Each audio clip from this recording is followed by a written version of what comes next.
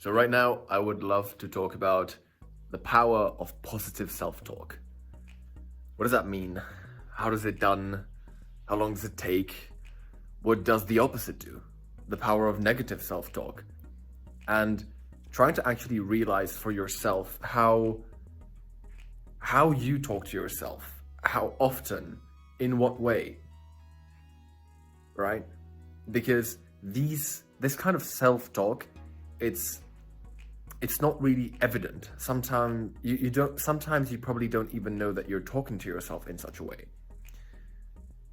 Today I want to talk about this as not something you just do, it's like something you actually think about. Whenever you are about to say something about yourself, actually think about what you're saying and about what that could mean for you. So the first thing that I would like to point out is that negative self-talk programs you for failure. What do I mean by this? Basically, imagine, by the way, I'm guilty of this in the past for sure. Imagine the time where you messed up somewhere. You fucked up and you told yourself you said something negative about yourself, right? You put yourself down. And think about, like, why did you say that? Like, what is the logic behind that? You're angry at yourself, you're frustrated, for sure, but that's not the way to go. By saying something negative about yourself and putting yourself down, it's not good for you, because you're programming yourself to believing whatever you're saying. And you might not think that it's just like what I just said. That it's like, no, you're actually, if you say something like that, slowly, little by little, you will start to believe whatever comes out of your mouth. If ever you say, I am this, I am that, that's what will start to happen. Now, an alternative to this could be, I feel, for example, let's say I did a stupid mistake, right? Instead of saying I'm stupid, I'd say, I feel a little stupid right now. I made a mistake, and that's completely okay. So basically, be careful. Try and catch yourself when you will be talking negatively to yourself. Catch yourself. First, as it's a skill, it will take time to develop. It will take time to actually get better at this. So the first step is to notice that you're talking to yourself in a negative way. That's the first step. The second thing is to slowly start to interrupt the pattern and to replace it with something better, right? And here I want to enchain with the fact that no matter what your thoughts, it doesn't matter what kind of thoughts you have. What matters is what actually comes out of your mouth, what you choose to say. That is so important. You have no idea. Because the thing is that you have no control over the thoughts that just blink in and blink out of your mind. It's like you can have the darkest, the most insane, the most crazy thoughts that you could probably think of, and if you act on those, if you say them, it's like, oh, suddenly it's more real now. So be really careful of what comes out of your mouth, because then it becomes more real. It starts to define you. Now I want to share a quote by Confucius, which goes like this: the man who says he can and the man who says he cannot are both correct. And this is... So the video cut off there a little bit.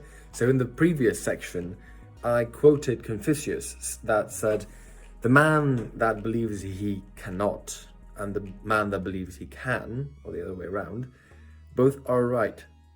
What does that mean? That means that you program yourself. Whatever you can do or can't do, you're exactly right, because that's what you believe. That's where your threshold is. You can't pass it without actually believing you can. It's a limiting self-belief, or it's a limitless belief, right?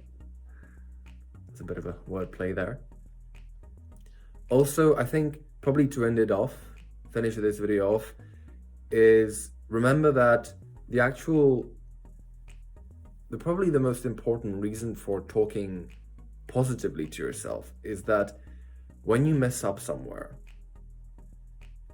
where's the logic in actually talking to yourself in a negative way? Like, I think it's all right to be upset and to be a little angry or frustrated at yourself for, for at first be like, you know what, I'm not really happy with this. I could do better, but then simply calm down immediately after that, because I think that's a natural reaction. If you're working on something perhaps and you mess up, fine, be angry, it's okay, but relax, it's okay. And then just talk to yourself in a positive manner. Tell yourself, what I actually did was really good. I gave it a good amount of effort. I tried. I put myself out there. And, that's not really evident sometimes. That's why you need to practice this. A lot of people just do things, difficult things, normal things, and then, when they mess up, which they will, everyone messes up. It's like failure is a part of the process of every skill, every job, whatever. Then when they mess up, they don't even recognize the good stuff. They don't recognize that they put the effort in. They put the consistency in. And this is absolutely crucial. So remind yourself on a daily basis, every time, even for the small stuff.